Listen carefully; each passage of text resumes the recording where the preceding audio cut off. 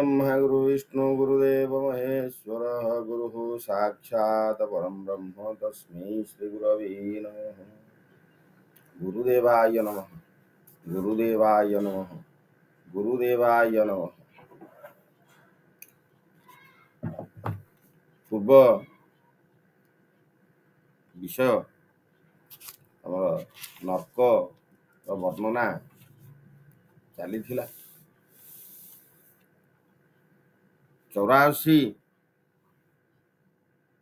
नर्क जो रही से 84 नर्क को नहीं किए केउ पाप कले केउ नर्क रे पड़िबो ताकू कौन दंड मिलिबो हमर आलोचना चली। वर्तमान देखिबा दरिद्र हुई 7 जन्म भोगी जाए द्वार द्वार होई सेही उली मागी खाए जे हरण करे ब्राह्मण को देवा दान बहु कष्ट पाए यक्ष कुंडरे पड़िन। ताले कवि मत अनुसारी जी पितृलोक मानंकु जलदान बा पिंडदान करे नाही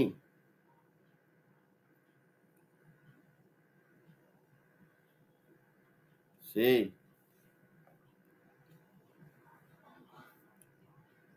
7 वर्ष पर्यंत नर्क भोग कले मध्य द्वार द्वार बुली भिक मागी थाए एवं जिए ब्राह्मण को मिलिथिबा दान को हरण करे से यक्ष कुंडरे पड़ी दुख पाए कष्ट पाए। 7 जन्म जाए कृकलास जोनी पाई पर नारी हरई से कामे होई मत मृत्यु काले ताकू बांधी नहीं जमदूत ततला लुहारे ताकू मारंती बाटरे अपच्छ मारी मुतांती ताहारी मुखरे अश्रुकुंडे 7 वर्ष पाए जेहु कष्ट 7 जन्म गौडुणी पोक रूपे जात। ताले कहा जाइछि जे 7 जन्म जाए कुकलास रजोनी से जन्म हुए जी पर नारी को हरण करी थाए ताकू जम ततला लुहारे माड़ मारी थाए अश्रु कुंडरे 7 वर्ष पर्यंत पड़ी रहे 7 जन्म गौडुणी पोक होइकिरी से जन्म लाभ करे जे वस्त्र प्रहारे इष्ट देवंक देहरे जे काटई ब्राह्मणर शिर क्रोध भरे जमदूते लुहा कंटा ता देहे मारंती नेई ताकू अश्रु कुंडरे पकावंती जी ब्राह्मणर शिर को काटी दिए जमदूत माने ताकू नहीं ता देहरे लुहा कंटा बाड़ी दिए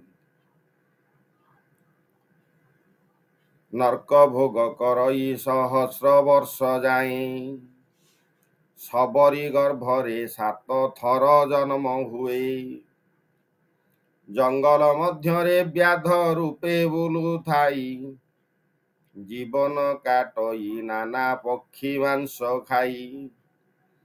ଭକ୍ତ ହରି ନାମ ଗାଇ ନାଚିବା କାଳରେ ଯେଉଁ ଜନ ସେମାନଙ୍କୁ ଉପହାସ କରି।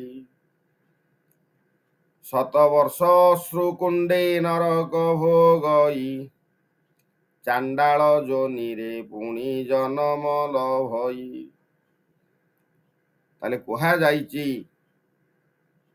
ଯେ ଯିଏ ହରିନାମ କୀର୍ତ୍ତନ କରୁଛି, ଆମେ ଦେଖିଥିବା ଅଷ୍ଟପ୍ରହରୀ ହଉଛି, ହରିନାମ ଚାଲିଛି, ପ୍ରଭୁଙ୍କର ଗୁଣଗାନ ଚାଲିଛି, କୀର୍ତ୍ତନ ଚାଲିଛି, ତାକୁ ଯିଏ ଉପହାସ କରିଥାଏ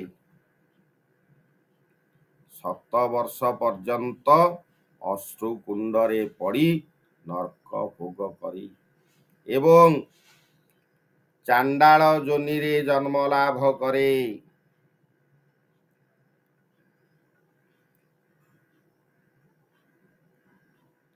ତାହେଲେ ଦିନେ ନୁହେଁ, ବର୍ଷେ ନୁହେଁ, 3 ଜନ୍ମ ପର୍ଯ୍ୟନ୍ତ ସେ ଚାଣ୍ଡାଳ ଘରେ ଜନ୍ମ ଲାଭ କରି ଏବଂ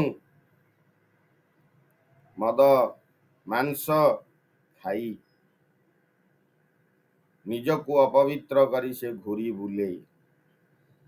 ପର ହିଂସା ପର ନିନ୍ଦା ଯେ ଜନ କରଇ, ପର ସମ୍ପଦକୁ ଯେହୁ ସହି ନ ପାରଇ। ମଳକୁଣ୍ଡେ ପଡ଼େ ସେହୁ 7 ବର୍ଷ ଯାଏ, କେ ତାହା କହିବ ତହିଁ ଯେତେ କଷ୍ଟ ପାଏ। ଯିଏ ପରକୁ ହିଂସା କରେ, ପରକୁ ନିନ୍ଦା କରେ, ପର ସମ୍ପତ୍ତିକୁ ଦେଖିକି ସହିପାରେ ନାହିଁ, ସେ ମଳକୁଣ୍ଡରେ ପଡ଼ି 7 ବର୍ଷ ପର୍ଯ୍ୟନ୍ତ ଦୁଃଖ କଷ୍ଟ ସହିଥାଏ।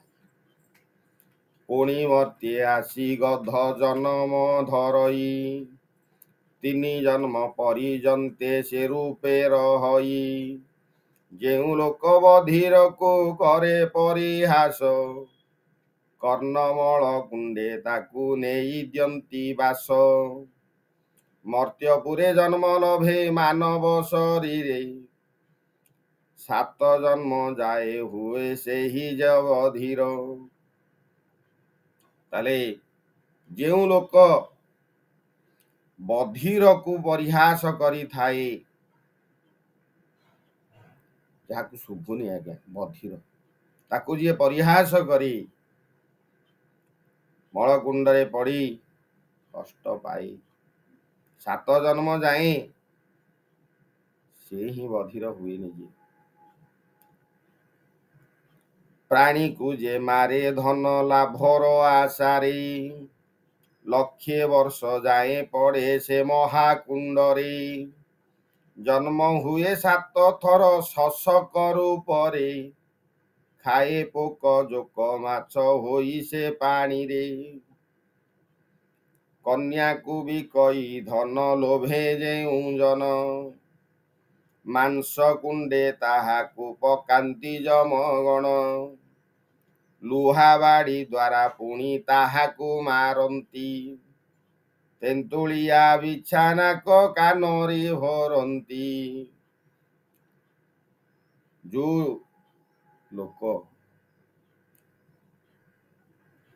ଧନ ଲାଭ ଆଶାରେ ପ୍ରାଣୀକୁ ମାରିଥାଏ, ଲକ୍ଷେ ବର୍ଷ ପର୍ଯ୍ୟନ୍ତ ସେ ମହାକୁଣ୍ଡରେ ନର୍କ କୁଣ୍ଡରେ ପଡ଼ି ଛଟପଟ ହୁଏ ଏବଂ 7 ଥର ଶଶକ ରୂପରେ ସେ ଜନ୍ମ ଲାଭ କରି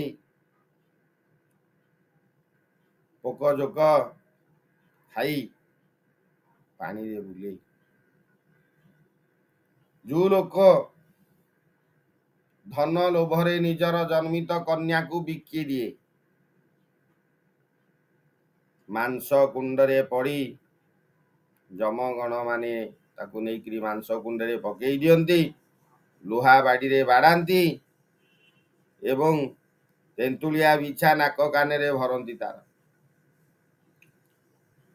ମଲି ମଲି ବୋଲି କାନ୍ଦୁଥାଏ ଉଚ୍ଚସ୍ୱରେ, ହାତ ଗୋଡ଼ ବେଡ଼ି ଦେଇ ପକାନ୍ତି ନିଆଁରେ। ଛଟପଟ ହୋଇ ସେହୁ ନାନା କଷ୍ଟ ପାଏ, ଅନେକ କାଳ ପର୍ଯ୍ୟନ୍ତ ନର୍କ ଭୋଗୁଥାଏ।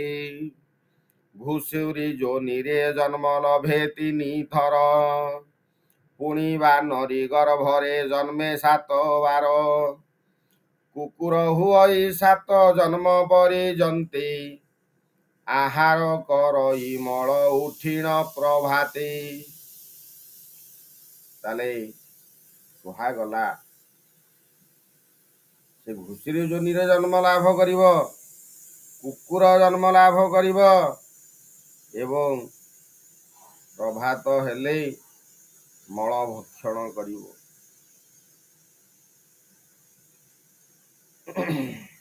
ଆବର 7 ଜନ୍ମ ସେ ମଣ୍ଡୁକ ହୁଅଇ, ଆବର 7 ଜନ୍ମ ପୋକ ଜନ୍ମ ହୋଇ, ଆବର 7 ଜନ୍ମ ଜୋକ ଜନ୍ମ ହୋଇ, ପୁନରପି 7 ଥର ମାନବ ରୂପରେ, ମୁକ ହୋଇ ଦୁଃଖ ପାଇ ରହେ ଅବନୀରେ।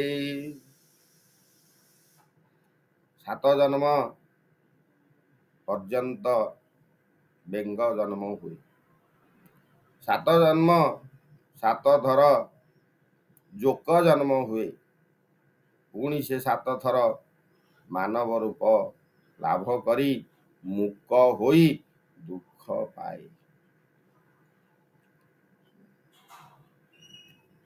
କ୍ଷୌର ହୁଅଇ ଯେହୁ ପିତୃ ଶ୍ରାଦ୍ଧ ଦିନ, ନର୍କ କୁଣ୍ଡ 100 ବର୍ଷ କରେ ଯେ ଯାପନ।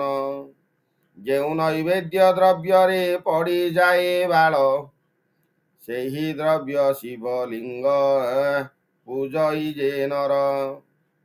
ଯମଗଣେ ତାକୁ କେଶ କୁଣ୍ଡନର କରେ, ହାତ ଗୋଡ଼ ବାନ୍ଧି ନେଇ ପକାନ୍ତି ସତ୍ୱରେ। ତାହେଲେ ଆଜ୍ଞା, ଯେତେବେଳେ ଆମେ ଶିବଙ୍କ ପାଖରେ ଭୋଗ ଲଗଉଛେ, ସେ ଭୋଗରେ ଯଦି ଚୁଟିଟିଏ ପଡ଼ିଗଲା, କେଶଟିଏ ପଡ଼ିଗଲା, ତାହେଲେ ଆମେ ଯଦି ତାକୁ ବାହାର କରିଦେଇକିରି ନେଇକି ଶିବଙ୍କ ପାଖରେ ଭୋଗ ଲଗେଇଲେ, ତାହେଲେ ଆମକୁ ଦଣ୍ଡ ମିଳିବ। କଣ ଦଣ୍ଡ ମିଳୁଛି?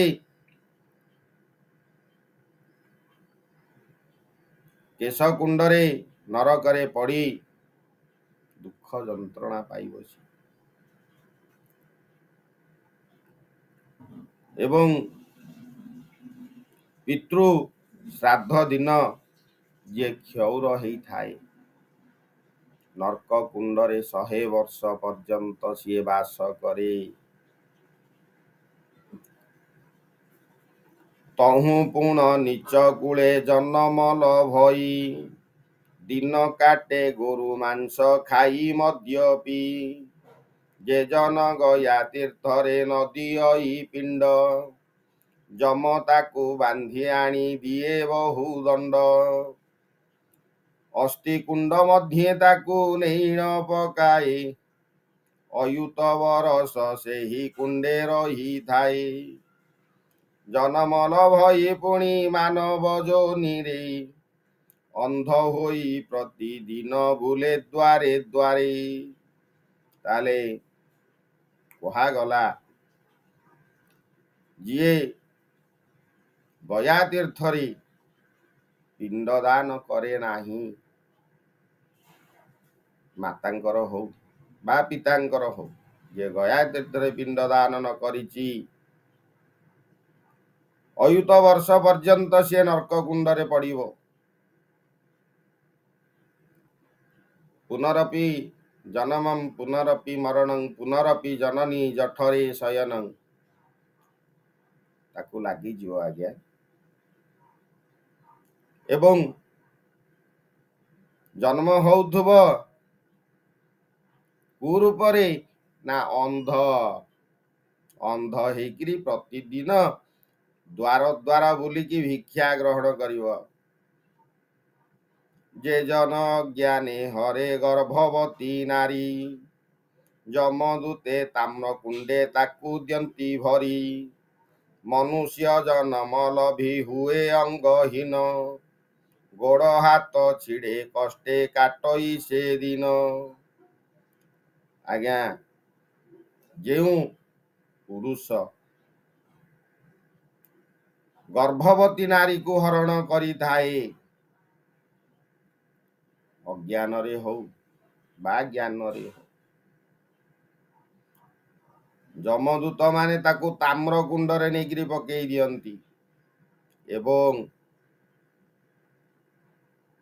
ମଣିଷ ଜନ୍ମ ଲାଭ କରେ, କିନ୍ତୁ ଗୋଡ଼ ହାତ ତାର ରହେ ନାହିଁ। ଆଜ୍ଞା, ଗୋଡ଼ ହାତ ଛିଡ଼ିଯାଏ। ଅର୍ଥାତ୍ ଆମେ ଦେଖୁଥିବା ଜନ୍ମରୁ ହାତ ଗୋଡ଼ ନାହିଁ, ହାତ ଅଛି ଗୋଡ଼ ନାହିଁ, ଗୋଡ଼ ଅଛି ହାତ ନାହିଁ, ଏଇଭଳି ଭାବରେ ତାର ଜନ୍ମ ହବ। ଅଭିଆଡ଼ି କନ୍ୟାକୁ ଯେ ହରେ ବଳାତ୍କାରେ, 7 ବର୍ଷ ରହେ ସେହୁ ଲୌହ ନର କରେ। ପୁଣି ତହୁଁ ଧୋବା ହୋଇ ଜନମ ଲଭଇ, 7 ଜନ୍ମ ଯାଏ ପର ବସନ ଧୋଇ। ଆଜ୍ଞା, ଯିଏ ଅଭିଆଡ଼ି କନ୍ୟାକୁ ବଳପୂର୍ବକ ହରଣ କରିଥାଏ, ସେ ଧୋବା ଜନ୍ମ ଲାଭ କରେ। ଆଜ୍ଞା, ଏବଂ 7 ଜନ୍ମ ପର୍ଯ୍ୟନ୍ତ ସେ ଅନ୍ୟର ବସନ ଧୋଇଥାଏ। ଧନହୀନ ହୋଇଣ ସେ ବହୁ କଷ୍ଟ ପାଏ, ଯେତେ ଅରଜିଲେ ସେ ନିଅଣ୍ଟ ହେଉଥାଏ। ଯେ ଜନ ଝାଳ ହାତରେ ପୂଜଇ ଦେବତା, ତାହାକୁ ପକାନ୍ତି ସ୍ୱେଦ କୁଣ୍ଡେ ନେଇ ଜନ୍ତା। ତାହେଲେ ଦେହରୁ ଝାଳ ବହି ଯାଉଛି, ଖରା ଦିନ ଜୋରେ ଖରା ହଉଛି, ଗରମ ହଉଛି, ଦେହରୁ ଝାଳ ବହି ଯାଉଛି, ଦେହରୁ ହାତରେ ଝାଳ ପୋଛି ହାତକୁ ନ ଧୋଇ ଯିଏ ଠାକୁର ପୂଜା ଯାଇକି କରେ, ତାହେଲେ ତାକୁ ସ୍ୱେଦ କୁଣ୍ଡରେ ନେଇକିରି ପକେଇ ଦିଅନ୍ତି। ଯେଉଁ ବିପ୍ର ଶୂଦ୍ର ଘରେ ଅନ୍ନକୁ ଭକ୍ଷଇ, 7 ଜନ୍ମ ସୁରା କୁଣ୍ଡେ ସୁରା ସେ ପିୟଇ। ଯେଉଁ ବ୍ରାହ୍ମଣ ଶୂଦ୍ର ଘରେ ଅନ୍ନ ଭୋଜନ କରିଥାଏ, 7 ଜନ୍ମ ପର୍ଯ୍ୟନ୍ତ ସୁରା କୁଣ୍ଡରେ ପଡ଼ି ସେ ରହିଥାଏ। ନୈବେଦ୍ୟ ନ କରି ଯେହୁ କରଇ ଭୋଜନ, କୁର୍ମୀ କୁଣ୍ଡେ ପଡ଼ି କୁର୍ମୀ ଖାଏ ସେହୁ ଜନ। ଯେବଣ ବ୍ରାହ୍ମଣ ଶୂଦ୍ର ଶବ ନିଏ ବହି, ଜୁପ କୁଣ୍ଡେ ନର୍କେ ପଡ଼ି ଜୁପ ଭକ୍ଷୁ ଥାଇ। ଯେଉଁ ବ୍ରାହ୍ମଣ ଶୂଦ୍ରର ଶବକୁ କାନ୍ଧେଇ ନେଇଥାଏ, ତାହେଲେ ସେ ଜୁପ କୁଣ୍ଡରେ ପଡ଼ି ଜୁପ ଖାଇଥାଏ। ଯେଉଁ ନିଷ୍ଠୁର ନିର୍ଦ୍ଦୟ କ୍ଷୁଦ୍ର ପାଣି ମାରେ, ମକ୍ଷିକା କୁଣ୍ଡରେ ପଡ଼ି ନାନା କଷ୍ଟ କରେ। ମହୁ ଫଣା ଭାଙ୍ଗି ଯେହୁ ମାଛିକି ମାରଇ, କୁର୍ମୀ କୁଣ୍ଡେ ନର୍କେ ପଡ଼ି ନାନା ଦୁଃଖ ପାଇ। ଯେ ଦୁର୍ଜନ ବ୍ରାହ୍ମଣଙ୍କୁ ବାଡ଼ିରେ ପିଟଇ, ବଜ୍ରଦଂଷ୍ଟ୍ର କୁଣ୍ଡେ ଯେହୁ ନାନା କଷ୍ଟ ପାଇ। ଯେ ରାଜା ପ୍ରଜାଙ୍କୁ କଷ୍ଟ ଦେଇ ନିଏ ଧନ, ବୃଶ୍ଚିକ କୁଣ୍ଡରେ ପଡ଼ି ଭୋଗଇ କଷଣ। ତାର ଯେ ଯାତନା ତାହା କେ ପାରିବ କହି, ପୁଣି ହୀନ କୂଳେ ସେହୁ ଜନମ ଲଭଇ। ସ୍ୱଧର୍ମ ଛାଡ଼ି ସେ ପର ଧର୍ମ ଆଚରଇ, ମଶାଲ କୁଣ୍ଡେ ରହି କଷ୍ଟେ ଦିନ ସେ କାଟଇ। ବିନା ଦୋଷେ ପ୍ରାଣୀକୁ ଯେ ରଖେ ବନ୍ଦୀ ଘରେ, ତାହାକୁ ପକାନ୍ତି ଦୂତେ ଚରମ କୁଣ୍ଡରେ। କାମ ବସେ ଯେହୁ ପର ରମଣୀ ହରଇ, ମୃତ୍ୟୁ କାଳେ ଯମ ଦୂତେ ତାକୁ ବାନ୍ଧି ନେଇ। ପକାନ୍ତି ତାହାକୁ କାଳ କୁଣ୍ଡ ନରକରେ, ପୋଡ଼ନ୍ତି ତା ମୁଣ୍ଡେ ଥିବା କେଶକୁ ଅଗ୍ନିରେ। ଡାମରା କାଉ ଏ ତାର ମୁଣ୍ଡକୁ ହାଣନ୍ତି, ଥଣ୍ଟରେ ତାହାର ବେନି ଆଖିକୁ ଖୋଳନ୍ତି। ତାର କଷ୍ଟ କଥା ମୁଖେ କେ କରିବ କହି, ମଲି ମଲି ବୋଲି ନ ସେ ବୋବାଳି ଛାଡ଼ଇ। ସହସ୍ର ବରଷ ସେହୁ ନର୍କ ଭୋଗ କରେ, ପୁନରପି ଜନମଇ ମାନବ ଯୋନିରେ। ଆଜ୍ଞା, ଇଏ କହିଛି ବିନା ଦୋଷରେ ଇଏ ପ୍ରାଣୀ କି ବନ୍ଦୀ ଘରେ ରଖିଥାଏ, ତାକୁ ଅନେକ ଦଣ୍ଡ ମିଳିଥାଏ। ଆଜ୍ଞା, ଯିଏ ପରର ସ୍ତ୍ରୀକୁ ହରଣ କରିଥାଏ, ମୃତ୍ୟୁ ପରେ ଯମଦୂତ ମାନେ ତାକୁ ବାନ୍ଧି ନେଇ କାଳକୁଣ୍ଡ ନରକରେ ପକେଇ ଦିଅନ୍ତି। ତାର କେଶକୁ ଅଗ୍ନିରେ ଜଳାନ୍ତି ଏବଂ ତାର ମୁଣ୍ଡକୁ ଡାମରା କାଉ ଖୁମ୍ପି ଥାଏ। ଆଖିକୁ ତାଡ଼ି ଦେଇଥାଏ। ଯେତେ ପ୍ରକାରର କଷ୍ଟ ଅଛି ତାକୁ ସବୁ ମିଳିଯାଏ। ଆଜ୍ଞା, ତେଣୁ ପର ନାରୀକୁ ହରଣ କରିବା ଆଜ୍ଞା ମହାପାପ। ଅଙ୍ଗହୀନ ହୁଏ ଛିଣ୍ଡି ଯାଏ ଗୋଡ଼ ହାତ, ବହୁତ କଷ୍ଟ ଲଭଇ ସେ ପାପି ନିୟୁତ। ସୁବର୍ଣ୍ଣ ଚୋରାଏ ଲୋଭ କରି ଯେଉଁ ଜନ, ସଞ୍ଚାଣ କୁଣ୍ଡରେ ସେ ହୁଅଇ ପତନ। ଇଏ ଆଜ୍ଞା ପରର ଅନ୍ୟର ସୁନାକୁ ଚୋରି କରିଥାଏ। ଆଜିକାଲି ତ ଆଜ୍ଞା ସୁନାର ଦର ଯାହାର ସୁନା ଚୋରି ହେଇଯାଇଥିବ, ତାର ଅବସ୍ଥା ଆଜ୍ଞା ଜାଣୁଥିବେ ଯାହା ହଉଥିବ। କିନ୍ତୁ ଯିଏ ଚୋରି କରିଥିବ, ତାକୁ ଯମଦୂତ ମାନେ ବାନ୍ଧି ନେଇ ସଞ୍ଚାଣ କୁଣ୍ଡରେ ପକେଇ ଦିଅନ୍ତି। ଏଇ ସଞ୍ଚାଣ ପକ୍ଷୀର ବିଷ୍ଠା ତାକୁ ଖାଇବାକୁ ଦିଅନ୍ତି। ଲୌହ ଠେଙ୍ଗାରେ ପ୍ରହାର କରନ୍ତି। ଅୟୁତ ବର୍ଷ ପର୍ଯ୍ୟନ୍ତ ସେ ସେଇଭଳି କଷ୍ଟ ପାଏ ଏବଂ ପୁନର୍ବାର ପୃଥିବୀକୁ ଆସେ।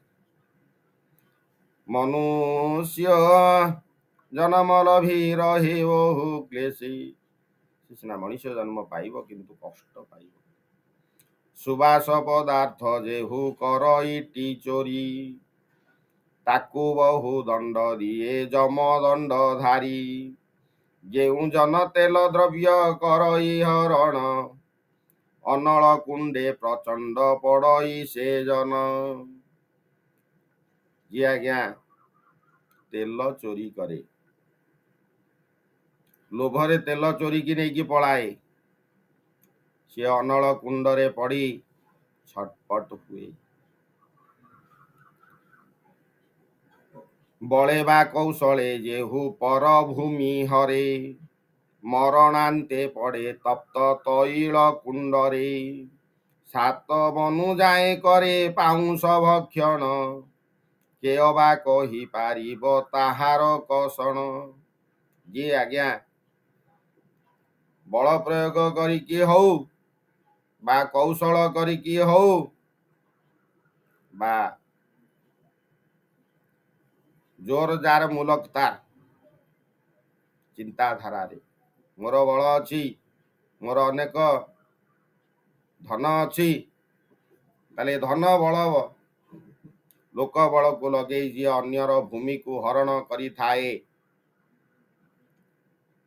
ମରଣାନ୍ତେ ତପ୍ତ ତୈଳ କୁଣ୍ଡରେ ପଡ଼ି ପାଉଁଶ ଭକ୍ଷଣ କରି ଜୀବନ ଧାର ରହି।